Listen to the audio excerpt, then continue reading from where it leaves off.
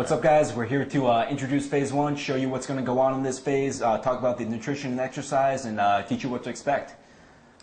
So let's dive into it. Mike, what's the purpose of phase one? What are we trying to do in this phase? Phase one is to build your metabolism. We want to go ahead and put as much muscle on you as possible in phase one, so this way we can increase your metabolism. And let me kind of explain how that works. 1 pound of muscle burns 50 calories. So, for example, if you take two guys, let's say are both 150 pounds, if one guy had more muscle than the other person, then the guy with more muscle actually has a higher metabolism. So, we're going to increase the amount of muscle we have in phase one, so this way we can increase the metabolism. Yeah, and I think this is really kind of laying the foundation for the later phases, because this is really what makes a lot of what we're going to do later to get the six-pack possible. Because I know, like I know some guys around your size, and they eat way less, but they still gain weight. Yeah, you know what I mean? And this is what's responsible for that phenomenon. So phase one, really important phase.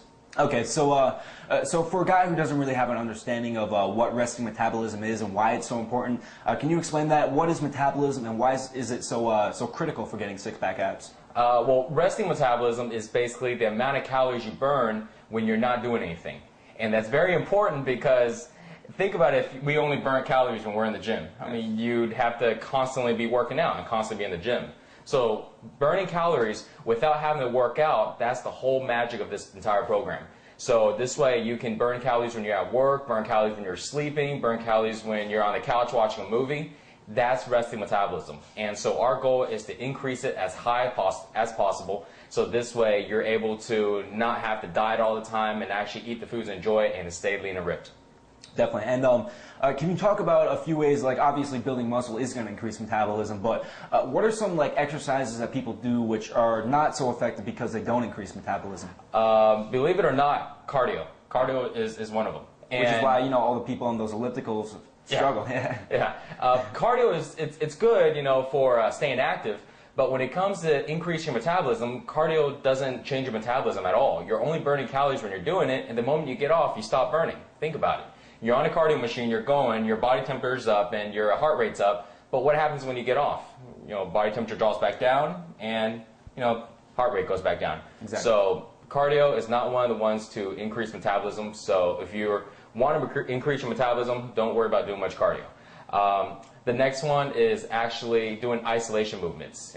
Basically working a small muscle group like your biceps or just your abs or something like that. The reason why it doesn't increase your metabolism as much is because the muscle is so small. So remember, our goal is to build as much muscle as we can. So we definitely want to go ahead and do compound movements and basically working on different muscle groups at the same time instead of just one.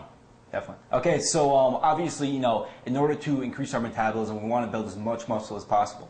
For a guy who doesn't really understand exactly how that process works, what are the key elements that he's going to need in order to build muscle? Well, it's really easy to build muscle. Basically, when you're building it, you're actually breaking it down. So it's a little opposite. When you go to the gym, a lot of people think, well, hey, let me go to the gym and let me build muscle there. But really, you're going to the gym and you're breaking down your muscle. You actually build it when you eat the right foods and also when you sleep. So there's three things.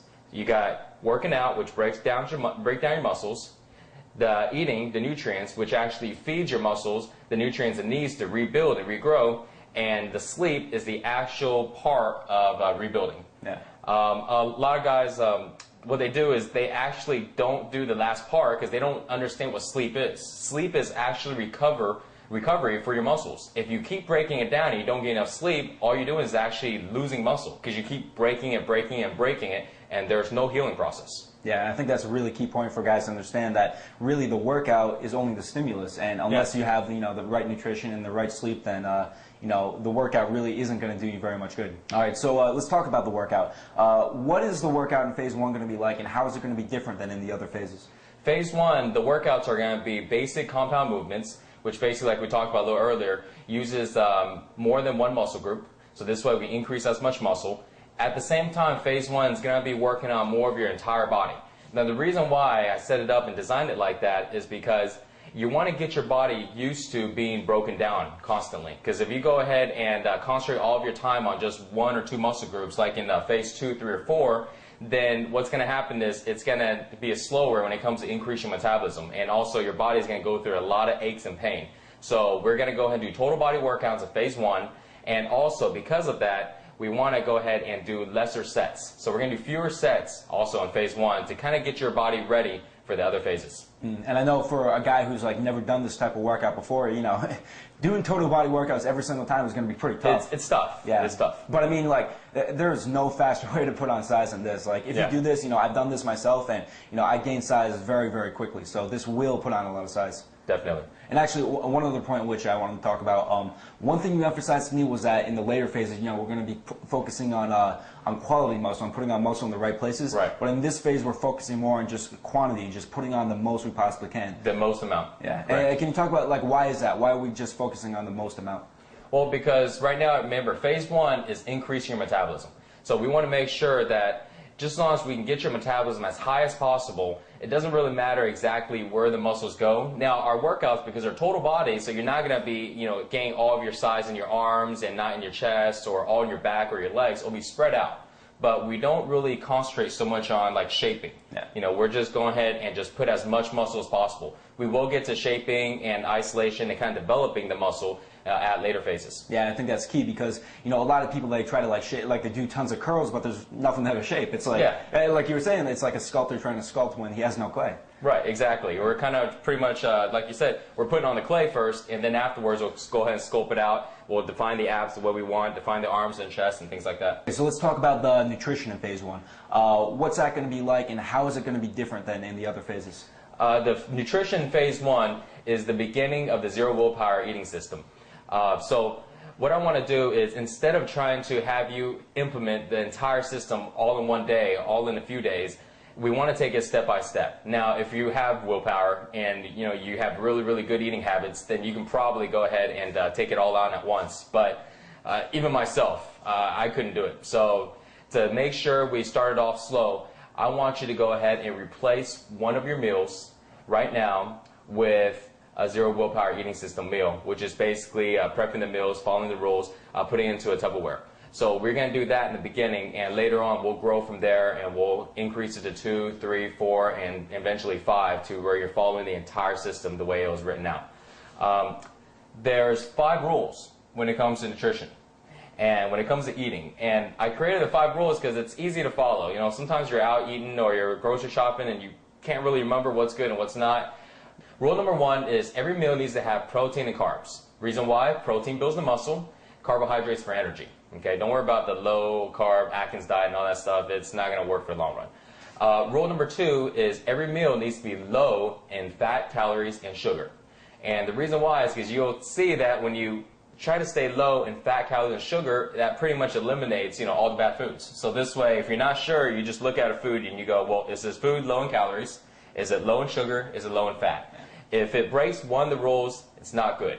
If it breaks 2 of the rules, it's bad. If it breaks 3, I mean, it's just going to blow you up. And one of the foods that actually break all 3 would be donuts. High in fat, high in sugar, and definitely high in calories. Something that's good, for example, would be, let's say, chicken breasts. Or maybe, let's say, a tortilla. Actually, tortilla is not that good to think about it, because I think, is it low in calories? Well, it's actually a little high in calories and fat, no sugar. So you see, I use a system all the time to basically introduce new foods into my eating habits, and I just kind of run it by. Is this food low in sugar, low in calories, low in fat? Really easy to follow, and once you get used to it, it's just second nature for you. Rule number 3 is you want to make sure your portion size are 1.5 times the size of your fist. So if you go look down at your hands and you put your hands together like this, you want to make sure it's 1.5 times because that is about the average portion size, and that's the amount of food that usually people can go ahead, their bodies can break down in about 2 to 3 hours. If your hand's really, really big, you may want to go with just one hand instead of 1.5 times, and vice versa. If it's really small, maybe go with 2.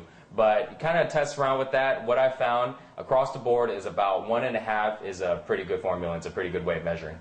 This way, you actually don't have to ever measure portion size. You don't have to count calories, because I never do. You don't have to do any of that stuff, and it's so simple to follow these guidelines and to pretty much figure out how much food you need. So that's going to control your calories a lot. Rule number 4 is eating 4 to 5 times a day. Now, rule number 4 is actually really easy to follow if you follow the other rules, because you'll find that you get hungry really within about 2 or 3 hours.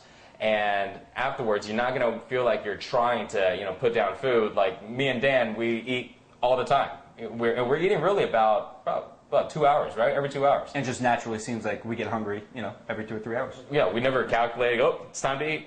We're just hungry. If we're hungry, we eat. And it just so happened, when we really look at it, it's really about, about every 2 hours or so, sometimes up to 3 if we have like a bigger meal. But we can't count the meals. Yeah, we actually are up to about 6 and 7, 6 or 7 meals, just because, that's just how often we get hungry. So you want to make sure you eat at least about 4 to 5 meals to start off at, and then kind of go from there. If you don't increase your meals more, don't worry about it. Just as long as you stay around 4 or 5, you should be pretty good. The last rule is actually 80-20 rule. What that is 80% eat healthy, right? Follow the 4 rules. And 20% pretty much just eat whatever you want. So this way you create a balance. See, even though I like to eat healthy, I work out and I do all this stuff, I still have a life. I balance it out. I go out socially and have drinks. I eat at buffets, right? I can put it down. And so you have a balance. You can't always be dieting and always be eating healthy foods. You just got to give yourself a break. I feel that what's really important is just make sure that as you're doing that 20%, realize that if it's higher than 20%, you'll start to see the difference. And so you want to, in the beginning, keep it around 20. A little lower would be better, so this way you can kind of get used to it. But those are the 5 rules to follow. And if you don't remember anything else in the nutrition part of it, just as long as you go by these 5 rules, I think you'll be good. Yeah, and I think those 5 rules, it's genius because it's so simple, and yeah. If you just follow those, 5 simple things, then you're going to be eating well. Yeah, they're just like easy guidelines to kind of go by. Yeah, exactly. Actually, one thing I wanted you to talk about, I know this whole system is designed so that we're implementing the very most important things first before we've even, getting into the more complex stuff. And, eventually there's a lot of stuff we're going to want you guys to learn about, like, alcohol and liquid calories, social situations. Eventually we want you to learn about that stuff and implement it. But for right now, one thing which you decided was that the most important thing was just start eating 1 0 willpower meal out of your Tupperware every day. Why is that? Why did you feel that was the most important thing to start doing? Well, because it's taking action. You wanna start off slow and build a habit. Because if we try to implement it all at one time, most people are gonna be, whoa, I can't handle all this, and just completely stop. Yeah. And that's why when you look at diets, when you look at all these other type of eating plans, and it's so overwhelming in the beginning. You don't like to cook those foods. A lot of people don't even know how to cook. I'm not a good cook at all. I can't follow that. And then you got to follow everything to a T. And you realize every day you're counting calories. You're worried about this. You're worried about that. And before you know it, life isn't even fun anymore. It's like always revolved around check and balances. So these guidelines are really easy to follow. And when it comes to implementing the 0 willpower eating system, we're going to start you off with just 1 meal. Okay, and we'll grow from there. So it's very important in this phase right now, phase 1, that you do replace one of your meals with the meal that you prep in a Tupperware, so this way we can get you rolling in the right direction. That's such an important habit to establish, and I like that it's so simple too, because one thing you've emphasized to me is that a lot of the leverage is in the workout, because if you're doing these hard total body workouts, then you're really not even going to be able to stomach like donuts and cake and stuff afterwards. Yeah. Your body's actually going to reject fast food and greasy food. If you don't believe me, just give it a try. You'll see. You're going to eat it, and your body's going to feel really weird, and your stomach starts to hurt, and you get this real weird taste in your mouth, and you're like, wow, what's going on? I used to eat this stuff all the time.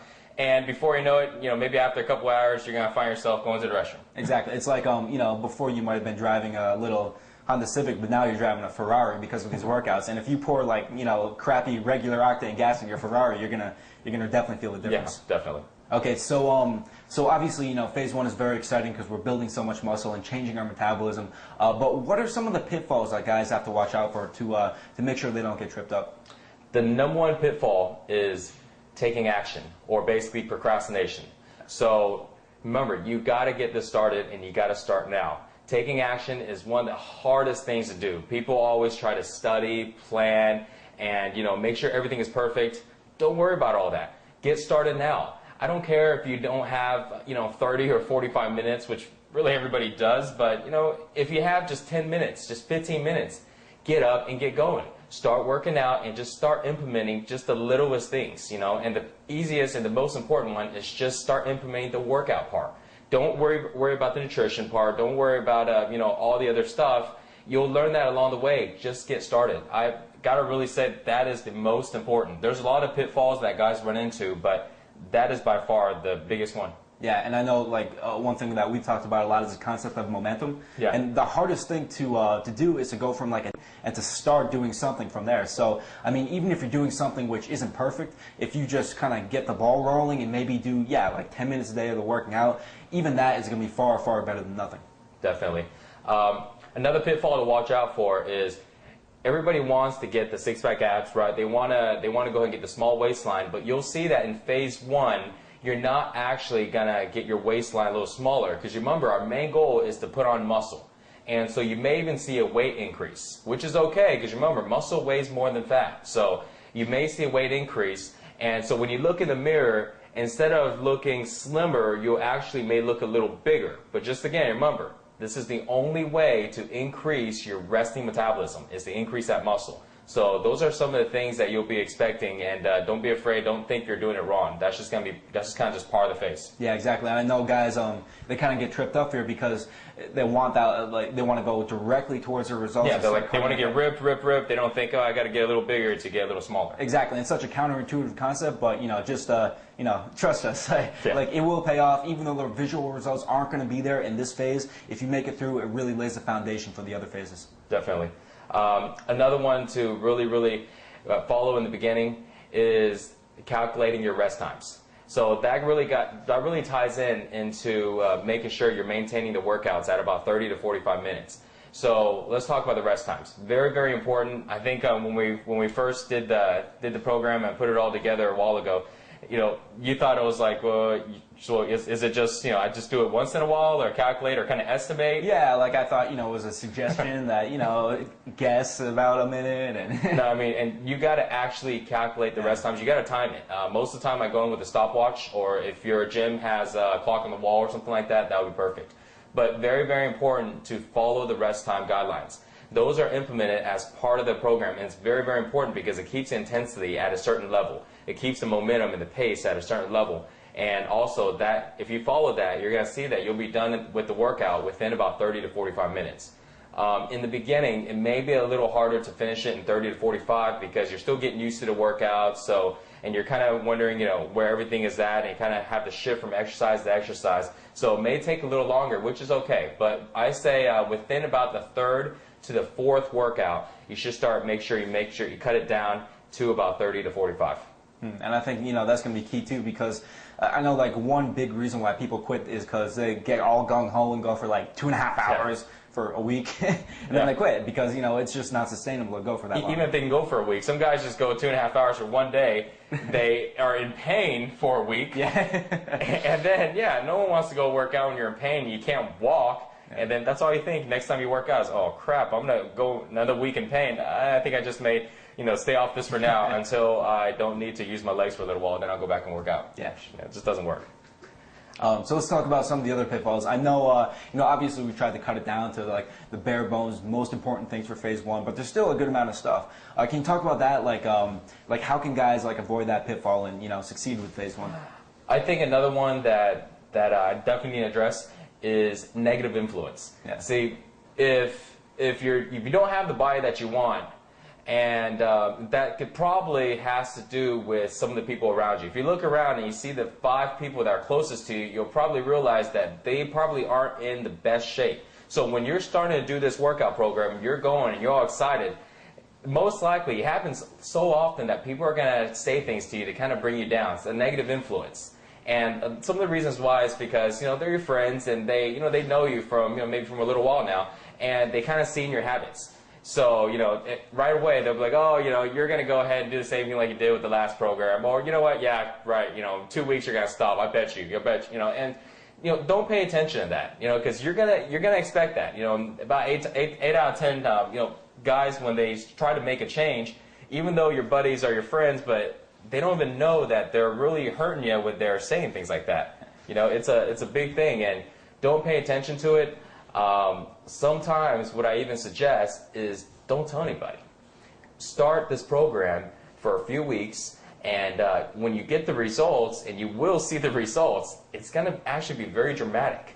And instead of telling it to somebody, going bragging like, hey, I'm in this exercise program, your friends are going to ask you, dude, what have you been doing? You're looking bigger, you're looking more vascular, I'm starting to see veins, you're starting to lose some weight, and let them ask you. And so this way it's the opposite, because you're like, well, I've been doing this exercise program, and guess what they're probably going to ask? Well, okay, let's do it together. I want to be your workout buddy. So that's a good way to sometimes avoid all that negative stuff right in the beginning. Yeah. And if somebody does happen to find out and they do start kind of trying to bring you down, realize that's really only going to last for a couple of weeks. If you can make it through a couple of weeks of them trying to bring you down, then eventually, you're going to start seeing results so fast that it's going to turn into, it's going to go from that negative, like kind of bringing you down stuff into positive reinforcement. Now we talked about some of the pitfalls that guys have to watch out for. What are the results that guys can expect if they successfully complete phase 1? Increase in strength and increase in muscle size. So remember, because you're going to be gaining a little bit of weight, most likely, which is okay. So kind of expect that. One thing also you want to expect is appetite increase. So a lot of people really didn't think about this one, because they're like, I'm going to work out, I'm going to start getting in shape, and suddenly, they start feeling more hungry. And so naturally, when someone gets hungry, they just eat, So before you know it, they start scarfing out all of this food, and they start skyrocketing their calorie intake. So make sure that you still control your eating, and make sure you're not overeating what you usually do. Okay, so because your appetite will increase, and it's going to increase fast. I'm talking probably by the second to the third day of their first workout, they're going to see an appetite increase. Yeah. It's that significant. So be careful not to go ahead and eat a lot of food, because you're going to start to get hungry more often. Which actually helps, because it goes into the eating plan. So, you can actually pretty much eat the 4 or 5 meals and not feel like I'm stuffing myself because of the appetite. Increase the metabolism would definitely be a big one. And of course, it's the main goal of phase 1. So the way you can actually tell that your metabolism is increased is actually by the temperature of your body. So when we talk about, your body's burning calories, we actually physically mean your body's burning calories. Your body's burning. You can actually feel that your body temperature is a little higher.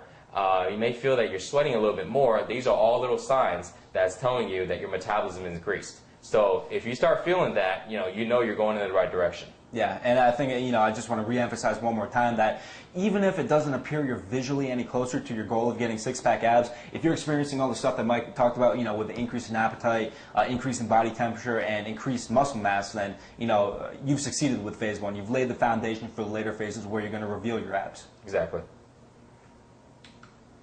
All right, so that's it for this video. Stay tuned for the next video where we're going to be talking about the phase 1 workout. See you then.